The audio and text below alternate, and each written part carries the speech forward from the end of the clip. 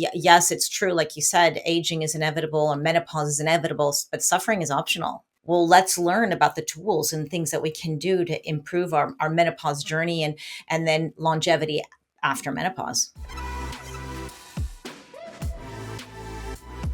Hi, guys, and welcome back to the Thick Thighs Save Lives podcast. I'm Kelsey, and I have an awesome guest on for you today. Zora is a gerontologist, nomad, and podcast host of Hack My Age podcast, focusing on biohacking menopause.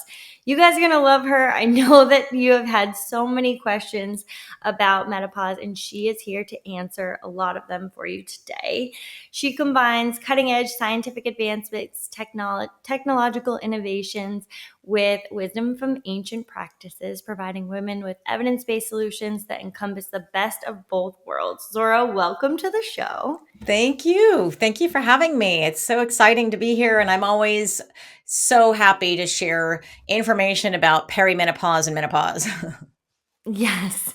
And we have so many questions because as you know, we were chatting before we had got started, and I just said, like, this space has become, well, first there was no information, and then there was a ton of information that wasn't necessarily all true for everyone.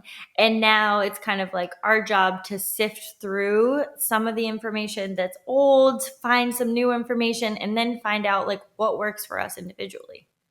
Yes, you're right. It's still also in many other countries a little taboo to talk about menopause. So if you followed me, I do these 1 minute reels where I interview women all around the world about their menopause experience, and very often I get rejected. You don't see those. Um, People are like, "No, I don't want to talk about menopause. I didn't even talk to my friends about it, let alone a stranger." So it is still too little information in some parts of the world. And like you said, and now in the Western world, we're having a lot of information, but it's hard to decipher through what's correct or what applies to us and what doesn't. And that's what we're here to do, is try to empower women to know how to be critical thinkers and make decisions for themselves. Yeah. It's amazing to me that I mean, not surprising that it's still very taboo, but um, it's like, it's, it's weird because aging is a thing that's going to, it's inevitable. You're not, that's a game that you're not going to win. If you're thinking that you're going to beat that game, it's not going to happen. But we still kind of like tiptoe around some of these different topics surrounding aging, specifically for women, and it is only detrimental to us. Yeah. Yes, we need to have our voices heard. But again, if your mom didn't talk to you about menopause or certain health conditions, and sometimes it's just part of the culture. Sometimes your mom is just trying to protect you, to not scare you or disrupt the family and the harmony there. So there's a lot of reasons why people are not expressing how they're feeling and their health issues. And we just, I think it's not that we need to like complain about everything, but we need to find that balance where we can express ourselves, our needs, and not be gaslit by a doctor who just says, this is a normal process of aging and just suck it up. Yes, it's true. Like you said, aging is inevitable and menopause is inevitable, but suffering is optional. We have so many solutions. We don't need to suffer. I mean, you can if you want. If you want to be a martyr, that's none of my business. But if you don't, well, let's learn about the tools and things that we can do to improve our menopause journey and then longevity after menopause. I love the way you put that. Like, suffering is optional. Like, you can be a martyr, but there are so many tools at, your fingertips to be able to kind of harness some of that control. And we're going to talk about some of those because I know biohacking is one of the topics that you discuss. But I want to kind of give everyone a lay of the land. So what is biohacking and what does it mean to biohack menopause? So biohacking is, if you break down the word, it's biology, and hack is to find a shortcut or more efficient way to do things. So this is what we do. We try to, we refer, biohacking very often refers to biohackers. It's a person who's just generally interested in health optimization. But the difference between a biohacker and, say, just a health enthusiast is that we like to test, measure, and assess. Test, measure, and assess. We like data. We like to see the information. We like to see the results. And we do these little experiments on our body. Well, knowing that sometimes the experiments go well and sometimes not so well, but we want to do this experiment to see if what we read in a study or what we hear as a trend applies to us, because it doesn't matter if there's millions of people in a study. If it doesn't work on you, well, who cares? Because the only person that matters is you. And so this is what we call the N of one experiment. And this is where we try to take responsibility of our health, not just turn it over to somebody who we think knows everything. Because if you go to a doctor or go to any kind of health practitioner, they're there to help you. They don't know everything about you. They're just trying to guide you the best that they can. And you know yourself better than anyone else. So that's why you work together with these health practitioners to try to find a solution to whatever it is that's bothering you. So when we think about testing, measuring, and assessing, a lot of people think that biohackers are just full of gadgets and wearables and devices and wearing things on their head and drinking supplements, and just really it's that's what I would call the middle and the top tier of the biohacking pyramid. But if you imagine a pyramid, the very base is all the stuff that we know we should be doing when it comes to nutrition and exercise and movement and our sleep and our stress management, and then our community, our self-awareness, our being, our purpose in life, knowing what we want and who we are. It's all of this is the foundation. And that's really, really important, because if you try to go to that middle tier, which are like supplements and ice bathing and sauna use, things that you generally don't need a doctor for, uh, or the top, very top tier are things you would need a doctor for, like PRP injections, or you're trying to do gene therapy or hormone therapy. They don't work as well if you don't have the foundation, if at all, sometimes. So this is why I really encourage women and to really get the foundation as solid as you can, because even when you have the foundation, you got the right diet and the right exercise, and you're hacking your sleep and all that, sometimes we still need that middle and the top tiers. It's just the way things are. We're all bio individual. We all react differently to perhaps even the same thing. So this is what I love about biohacking, is that we try to figure out what works best for us. We filter the noise. We take in the information. We understand it may or may not apply to us. Don't be disappointed if it doesn't, because there's just a million and one other things that we can do, and we just have to move forward to reach our goals. Yeah, that's a really great point, because sometimes when, we start to dive into biohacking, or we start to listen to some other influencers or people with their experience about biohacking, we start to take out some of those pieces of information and think they automatically apply to us, and think that, when it doesn't, oh, biohacking just doesn't work for me. And there are so many layers, and it's so individual. And what I love about just the discussion with you and around biohacking is just that, um, you know, women can't, you are the expert of your body. And when you can work together with some of these information, you really, and experts, you really have the power to discard what isn't for you and take what is. So you have the power to have an expert that says, like, I think you should really try this because I've seen it work for other people, and it doesn't work for you. That doesn't mean you're broken, but it just means, like, that maybe isn't for you, and you can discard what doesn't work and take what does, because there is something out there that will work for you. Yeah. And when it comes to biohacking menopause, which is that, then this is where we take it another step further than what you would generally find on internet, which would be, well, get a fan and wear layers. I mean, okay, that's going to help, I guess, some women, but a lot of women it doesn't. And then there's the whole controversy with hormone therapy. Is it good? Is it bad? And so with biohacking menopause, we introduce things that perhaps you and your doctor have never heard of, like red light therapy or ice bathing, or the cold therapy, PRP. These things are generally things to explore, and that's what biohackers love doing. And we can again experiment with ourselves in these tools, these devices, and you'll find something that works. So it's nice to teach women about being experimental with themselves. And of course, if you need stuff that's guidance from a doctor, then obviously do that.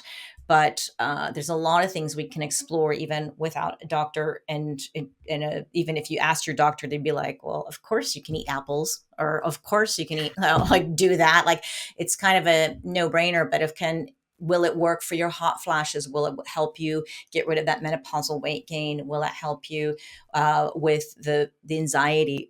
This is where we can bring in some of these tools. And again, there's so many things that we can do for free. Great, explore all of those, get the low hanging fruit. But then there's a lot of gadgets out there. I'm a gadget girl. I love playing around with these things and then see how other people enjoy them or don't enjoy them. And there's so much out there. I just got back from the health optimization summit in London, and it's just biohackers heaven. And and like, you find all these really, really interesting things that you can then bring to your community and say, okay, well, let's try this and explore to see if this will help you, again, reach your goal, whatever that may be. So something that I did want to ask you about when it comes to some myths about menopause, what are some myths that just have to die? Oh, so the myths that have to die. Oh my gosh, there's so many. So first of all, menopause is not for older women only. Like that, and I was one of those where I was in my 40s, not interested in menopause at all, thinking, well, that's when I'm like over 50, right? That's not a concern for me. But in fact, I didn't realize back then was we have perimenopause and this whole transition. So it doesn't only affect older women. It starts as early as 35 when we start to really lose our progesterone. This is one of the hormones, one of our sex hormones that take a real steep, precipitous decline in our after the age around 40, 30, 35. And if you're not aware of that, you may go see a doctor feeling anxious, feeling moody, feeling depressed, and your doctor may just put you straight onto antidepressants without even checking your progesterone levels, without even asking if perhaps you're in perimenopause. Just a little progesterone cream would help. And this is something that I think women just need to be aware of. Once you've ruled that out, and perhaps many other things, then you can consider, perhaps I do need an antidepressant. But being aware of perimenopause, being aware of early menopause, premature menopause, these things happen. It's these are they're smaller portions of the population, but it certainly can happen. But the perimenopause experience starting around 35 affects many, many, many women. So just being aware. So it's not only for older women. So please, my daughter's in her 20s and she knows so much about menopause now. And it's just, again, all the fluctuations that our hormones are taking, right? When we go through adolescence, we have changes. When we get pregnant, we have changes. And then we go with perimenopause, there's changes. And then the menopause. So we're constantly, as women, having to understand our hormones and learn about them and how our body reacts to these fluctuations, rather than think, I'm sick, I'm going crazy. It's very often not the case. So I encourage women of all ages to please just know your hormones, understand your cycle if you're still cycling. And if you're in that perimenopause or even menopause stage, even post-menopause, you need to know what's going on with their hormones too. Even if you think, oh, they've tanked, they're gone. No, there's still something there. And if you're on hormone therapy, again, it's just so much learning and so much information out there. So that's the myth number one. Menopause isn't only for older women.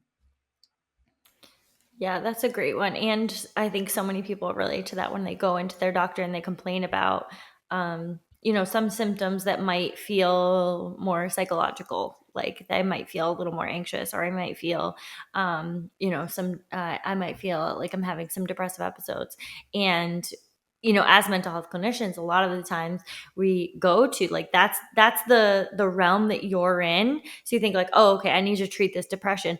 But looking at the whole person and what changes they might be experiencing, yeah, it could be just such a big like hormone fluctuation that you're like, well, wait a minute. There's been a lot of these changes and I might not even know or identify that I might be in one of these phases. So, I mean, you touched on perimenopause, menopause, and some postmenopause, discussion there. And I think for a lot of us, we didn't know about these different stages. It was just like menopause had this like blanket, either like you only hit menopause when you get older and there's nothing before or after that. Like, I don't know.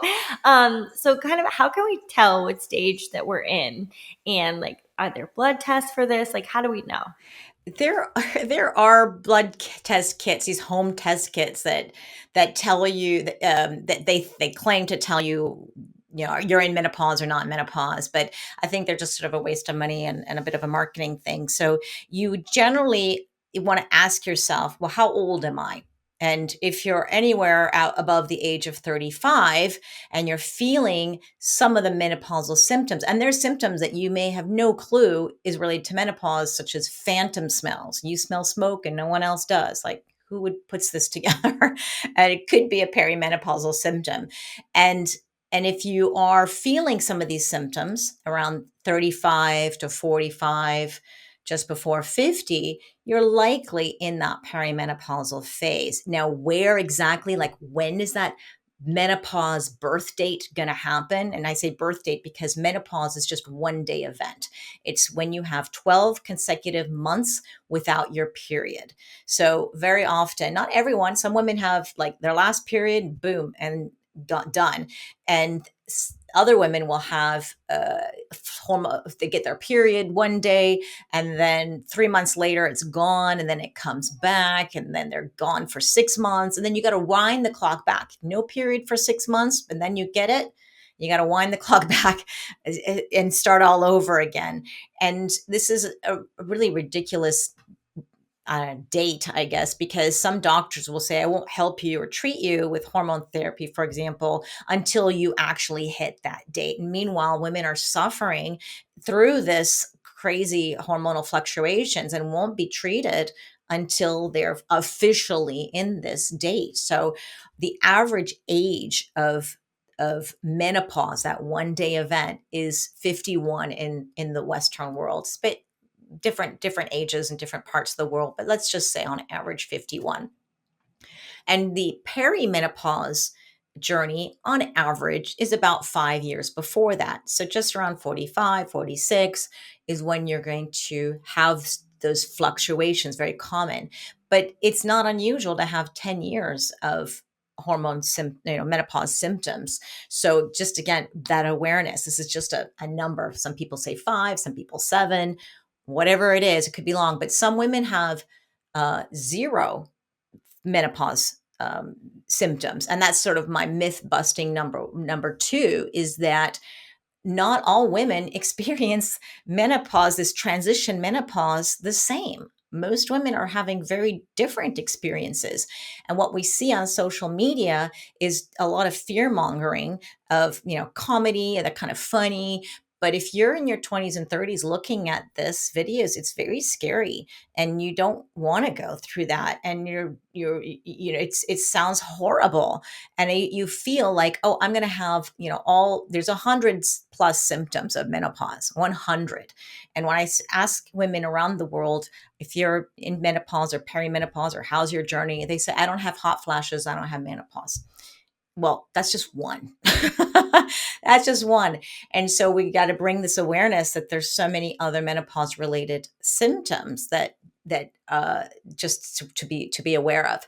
So that's sort of the myth busting number two, is to understand it's a spectrum when it comes to your menopause journey. It can be from zero symptoms to every single symptom on the planet, and you're really dealing with a lot of symptoms as well as intense symptoms. So it can be anywhere in between as well. So what the third myth I want to bust, but is that this kind of ties into, is when a woman says, I don't have hot flashes, I don't have any symptoms, I don't have menopause, I didn't go through it. And so my next question to the 62-year-old woman is, do you still have your period?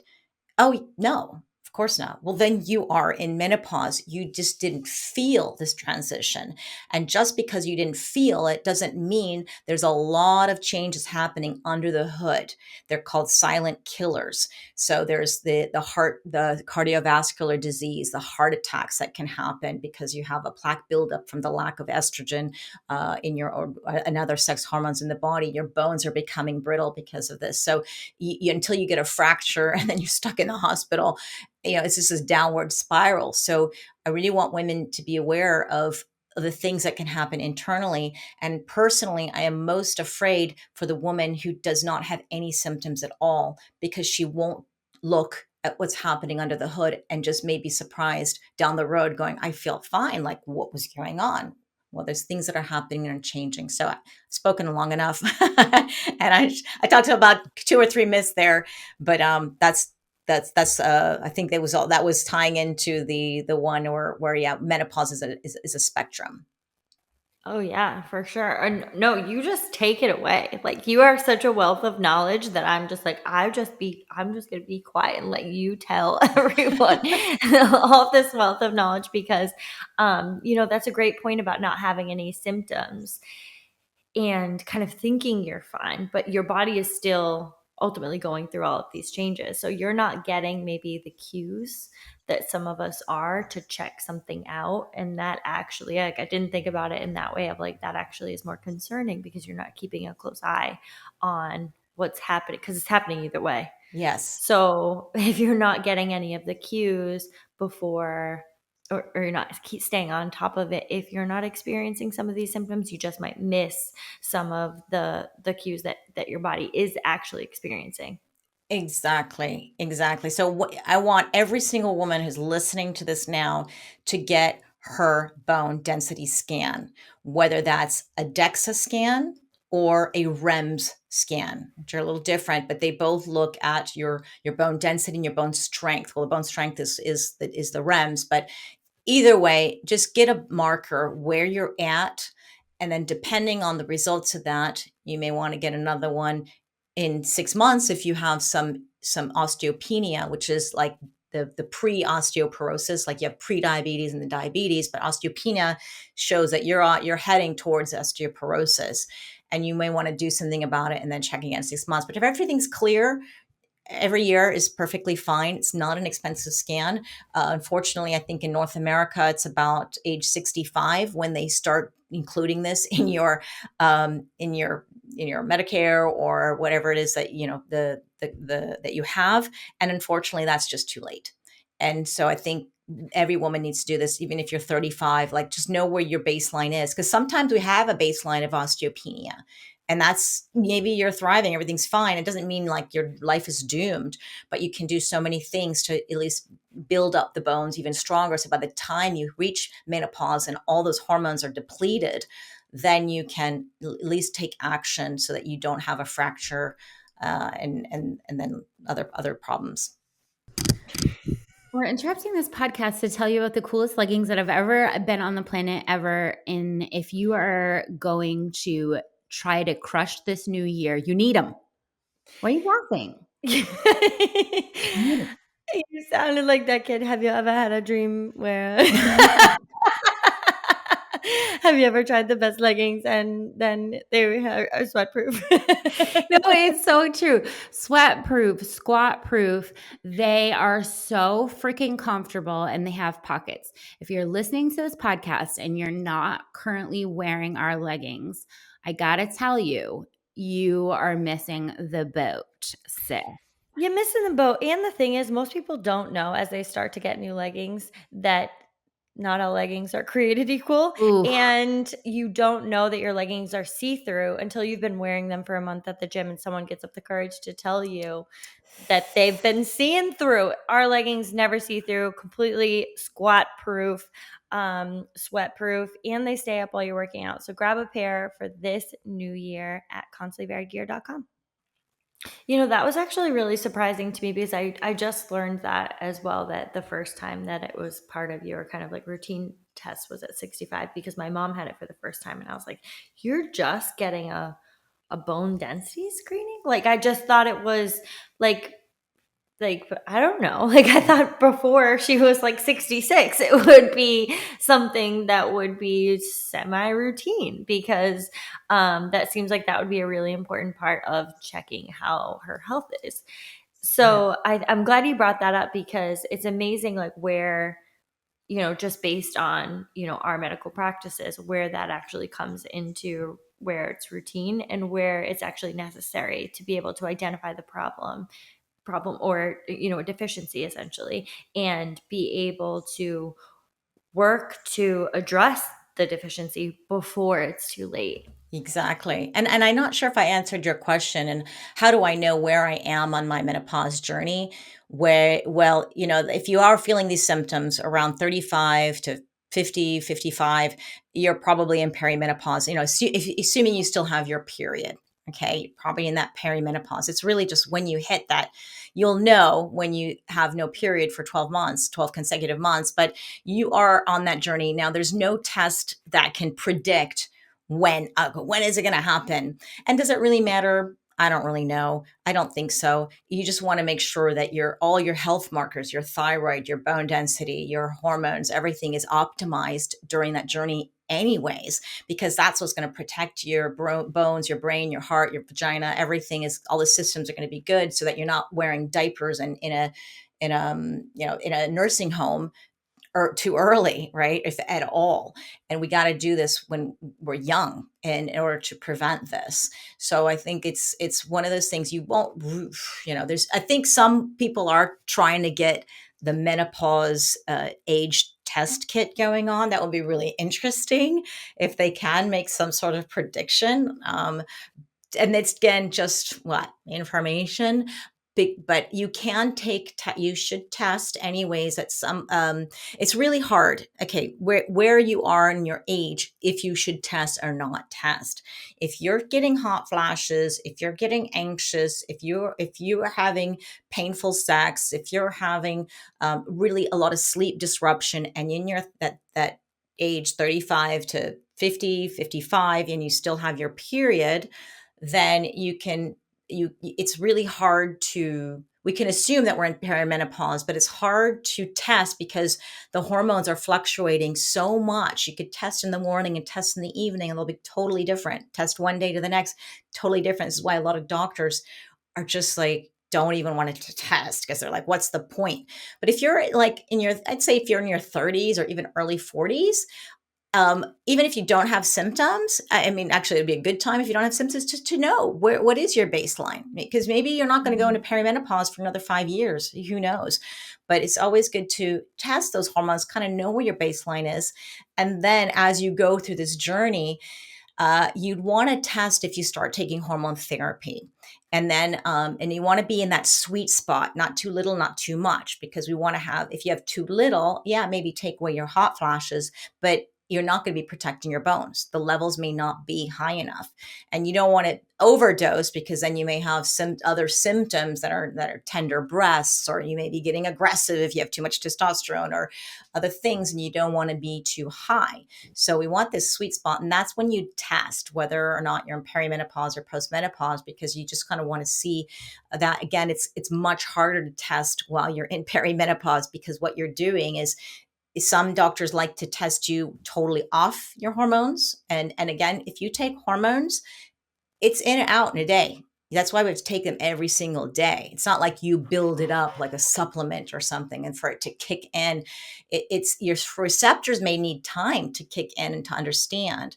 But once you top up, well, you're just topping up. If your estrogen is going bonkers at the wrong part of your cycle, and it's really high, and then you add on estrogen on top of that, you're going to get a really, really high level. And this opposite can happen too. That's why it's really hard to do blood testing. You can do a Dutch test, which is a dried urine test, or a 24-hour hormone urine test. This is where they're looking at metabolites. And then you're going to find doctors who really love this, and doctors who say it's a waste of time and money. So you're going to get really confused out there. So it's, for me personally, when someone says, okay, there's the Dutch test and it's really expensive and I just can't afford it, there's other things I need to put my money to, do it. It's not absolutely necessary. Your doctor, if he or she is trained enough, she can see the metabolites and how you're processing and metabolizing those hormones from other tests that are more affordable. But they have to be trained and ready for that too. But if you had a little extra cash around and you really want to know, then taking these tests can give just a little bit more information, because it's not just testing your estrogen, progesterone, testosterone. It's testing a lot of other hormones and systems in the body that can give a functional medicine doctor clues on where to pull the levers. It's like, you may not need estrogen cream. You may need thyroid hormone, or you may need something else. And that's where the art comes in terms of treating a woman through this menopause journey. And it's really hard to find these doctors. There are very few that are trained in menopause medicine. So if you need help with that, you can obviously contact me, and I've got a whole list of doctors that I recommend, not necessarily because I know them. I know some of them, but the women in my community recommend them. So I just keep adding to this list of, if you like your doctor, let me know. And I just put it in like per state or per country. And then you can get in touch, because the problem is when you have on hormone therapy, you can only get prescribed certain types of hormones, but with a doctor's prescription. And just to add on the last part of this, like, where am I in my menopause journey? I've got a quiz on my website. If you just go to hackmyage.com, it's on the very first page. Take the menopause quiz. So that will help you figure out where you are in your journey. And then I give some tips, some quick little biohacking tips that you can use to hack some of those symptoms or prepare, right? Or prepare. That's perfect. That seems much more attainable to just kind of like in a way to get started and figuring out where you are. And so you've talked about estrogen, a couple different hormones, but I just wanted to hit on that a little bit, because especially in the American culture, as soon as we started to get a hold of what's menopause, what should we be doing, estrogen came out hard. Yeah. It came out hard. It was the answer to everything, and everyone started supplementing estrogen. If you had decided you were in menopause, we were going to just start taking estrogen. Then a few years ago, there was like a sounding alarm that said like, no, everyone doesn't need estrogen, and some of the potential side effects to taking estrogen. Where are we specifically at with estrogen, and is it safe? Where is its safety at and effectiveness for women experiencing some unwanted menopause symptoms? So yeah, myth busting number 5 is hormones are dangerous. They're not dangerous, and they're not dangerous when they are prescribed appropriately. Okay, so just like with anything, the devil's in the dosage and the delivery method. There's so much that a doctor needs to know when prescribing, but it's so safe. It is so safe. And you're right. In the 1960s, this is every single 70s, 80s, 90s, every single woman was taking estrogen and hormone therapy. However, the estrogen was a very different type of estrogen. It's a synthetic, is what we were mostly taking, as opposed to a bioidentical that's a bit more natural. It's more identical to the one in our bodies. And so there was this huge study called the Women's Health Initiative that came out in 2002 with these blasting headlines that estrogen causes cancer.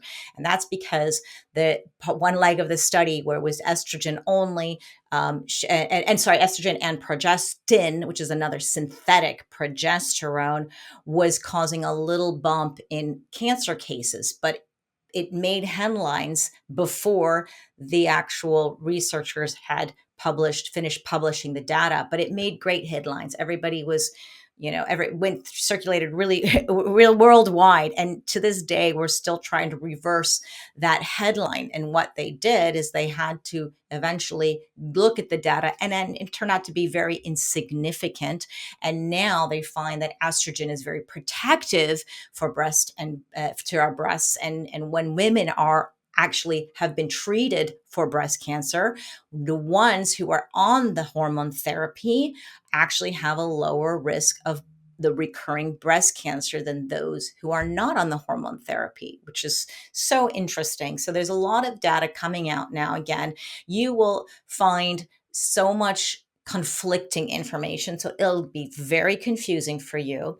Generally, when you're taking estrogen, the rules of the game that as they are today, because I went through the Institute of Bioidentical Medicine's Menopause Method program. It's a program that teaches doctors how to treat women through menopause. I'm not a doctor, but they allowed me to take the program. And what we learned is that you don't want to take oral estrogen. At least you avoid that first. Okay. It doesn't mean it's the devil. It's just that it creates a higher risk for heart attack and stroke. So a doctor will ask you your history of this or your parents' history and see if you are at risk at blood clotting and all that. And so they would generally not put you on an oral estrogen if you have any of those. But we don't need oral estrogen. The transdermal, which would be a cream and a gel, there's so many other different ways to take estrogen. Those tend to be very efficacious and they don't have the risk. So you can just, a lot of doctors be like, I don't even want to deal with it. Let's just give her the transdermal and I can not worry about it.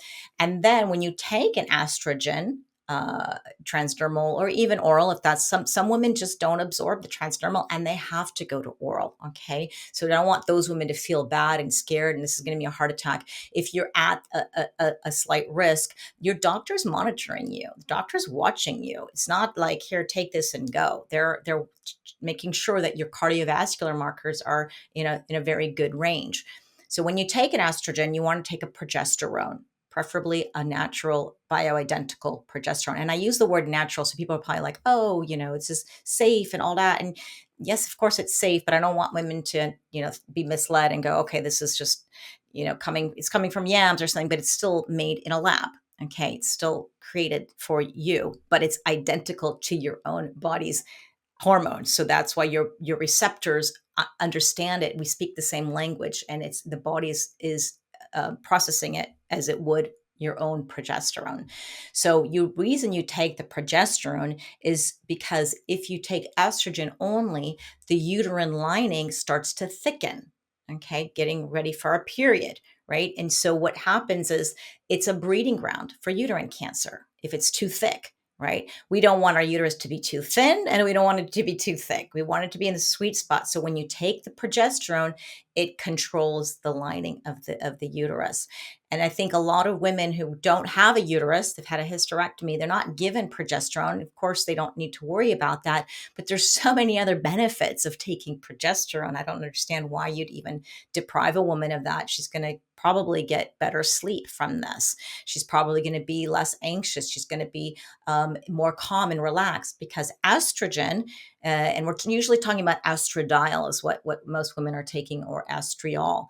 And that's a whole other can of worms, which it is. But that's the hormone that's excitatory. It's the one that proliferative. It's the one that makes us alert and excited. But if you get too much, you're going to be too excited and too anxious.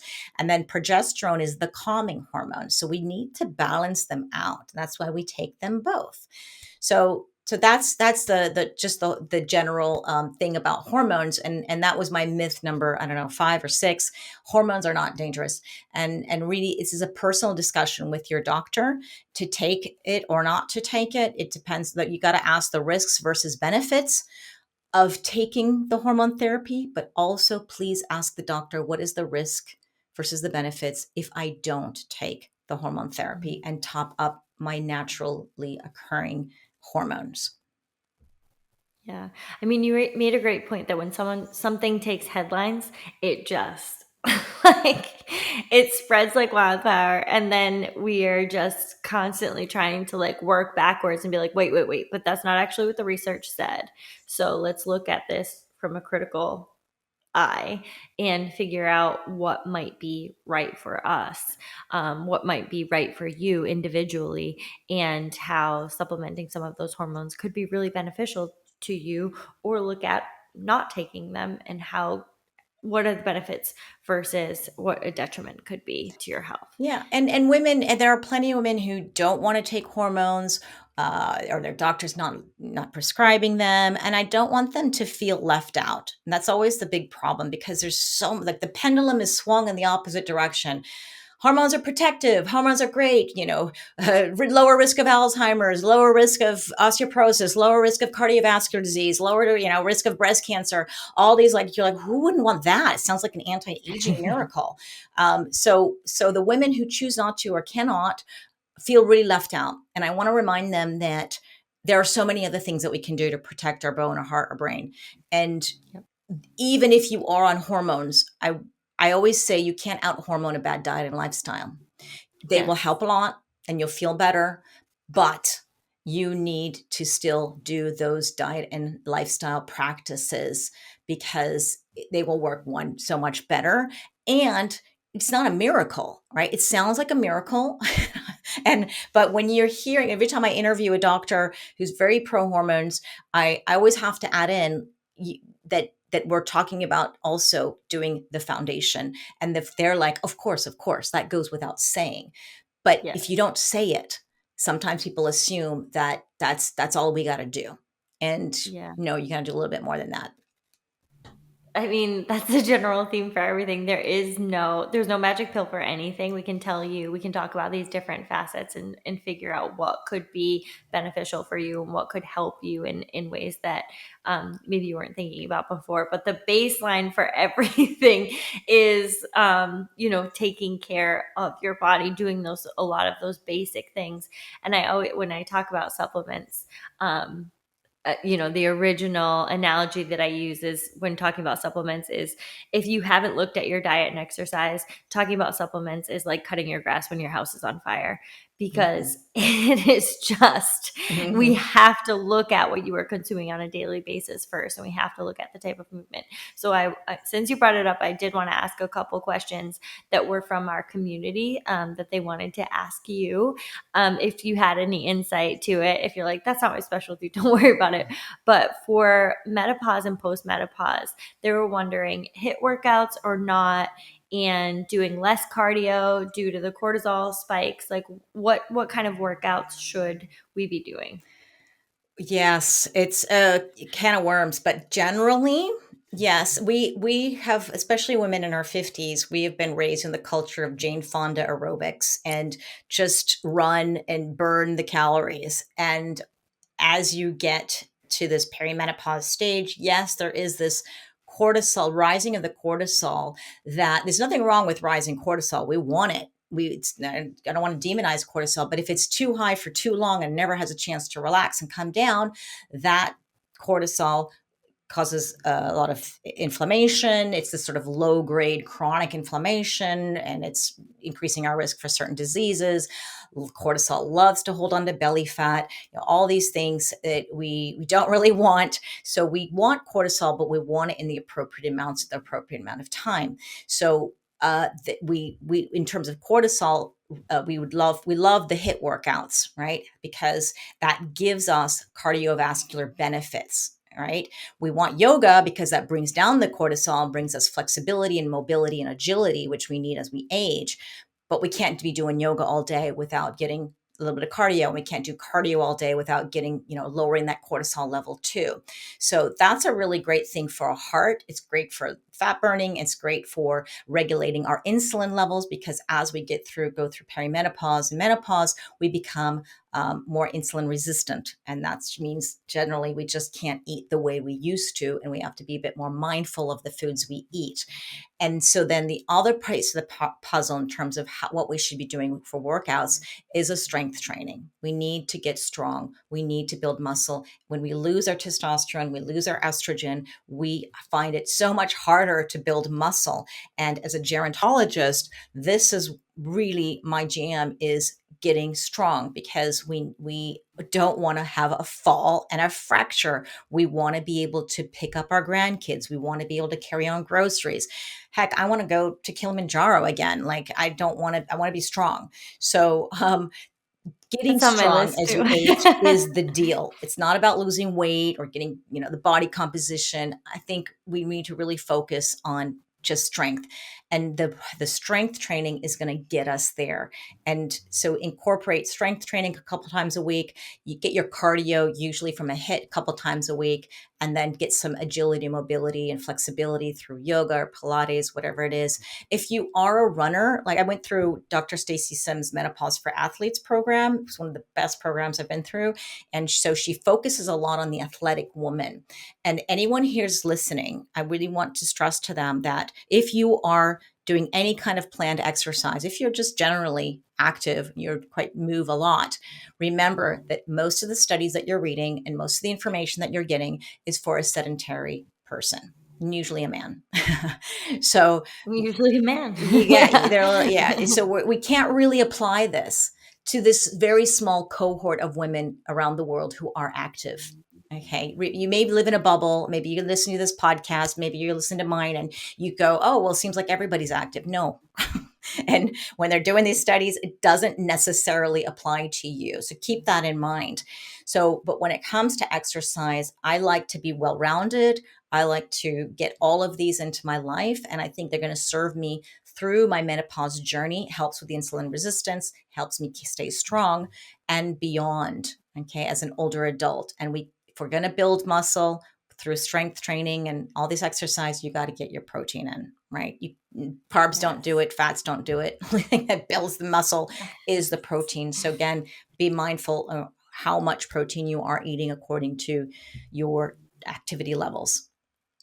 I hope that makes sense. Yes, those are incredible points, and it's gonna be like we've talked before, because I'm like, guys, we have to be strength training. We have to be strength training because muscle is the foundation for as we get older. When you're having a more difficult time in some of these stages to build muscle, you already have that foundation. Then you're just maintaining a lot of the muscle that you've already been able to build in these earlier stages, and that will protect you for life. And it's your metabolic Spanx. I mean, yeah, you it's your need it. metabolic strength is perfect. And like the amount of protein, women, it's only been in the last, maybe like 20 years, 15, that we've even been talking to women about their protein consumption and just looking at increasing the protein, because the messages that we've had for so long is just like, decrease your caloric intake, but like continue to get lower and lower and lower, and that is how we're going to just like maintain a lower body fat percentage.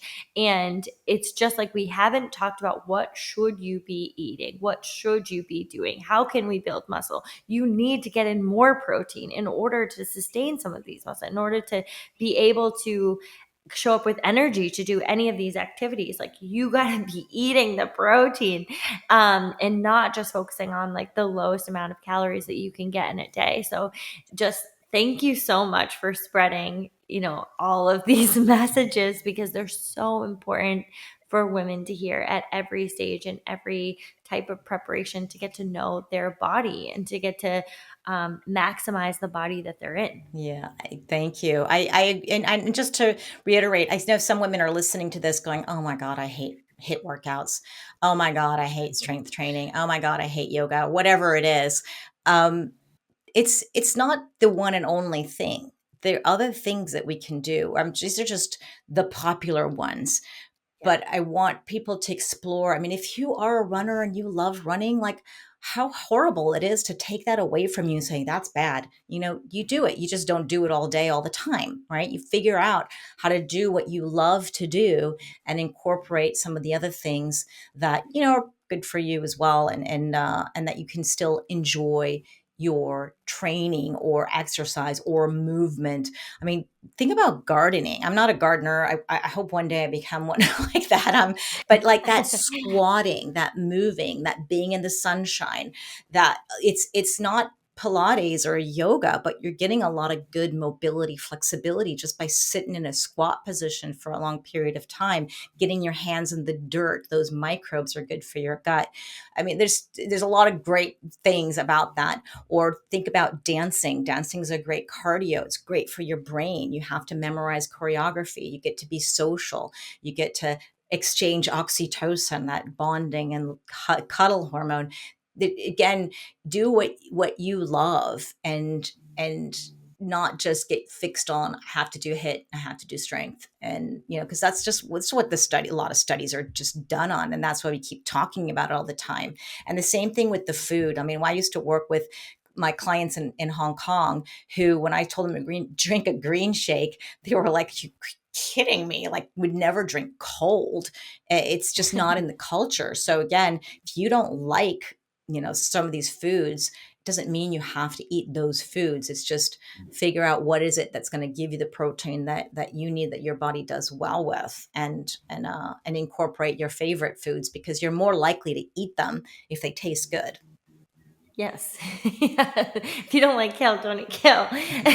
So figure out the foods that are going to work with you and your body, but that you also like. The same things with your workouts. The best workout is when you show up for. So incorporate some of the things that you like, with some of the things that could be really beneficial for you. Zora, this has been incredibly insightful for me, and I know everyone listening. So I want them to be able to know where to find more from you. Everyone go take that quiz for sure. Because I think that's just a great jumping off point for anyone to just figure out where they are. And can you let our listeners know where they can hear more from you, where they can get in touch with you? If you can remember Hack My Age, you're good as gold. It's my social media. It's my YouTube, Instagram, Facebook, TikTok. It's my website, hackmyage.com. If you really are lost, do a Zora the Explorer search. You'll find me there instead of Dora the Explorer. And you'll find everything. I have free resources on the website. I have the blog. The podcast is called Hack My Age. And I invite people from all over the world. Not a lot of podcasters are very US centric, but we have people from the North America, we have them from Australia, we have them from Europe, and it's nice to see what else is going on in the world and what other experts tend to talk about and the differences. So please go and tune in to Hack My Age, the podcast too. But take the free quiz; it's pretty fun. Absolutely. And I'm definitely going to check out your podcast as well. And definitely just taking the free quiz is just perfect to start off. So thank you so much for coming on. This was incredible. And I know our listeners are going to be able to check you out in all of those places and just take some of the information. You are a wealth of knowledge from this podcast and be able to apply it to their daily lives. Oh, thank you so much.